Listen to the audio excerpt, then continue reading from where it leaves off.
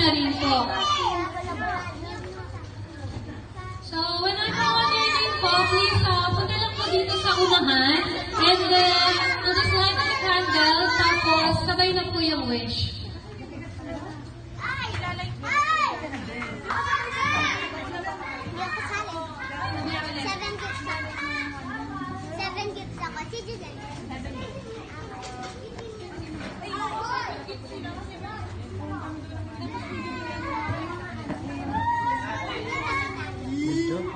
Okay, please be ready po, Auntie Letty, Ate Flor, Tati Princess, Ate Marilyn, Nanay Lynn.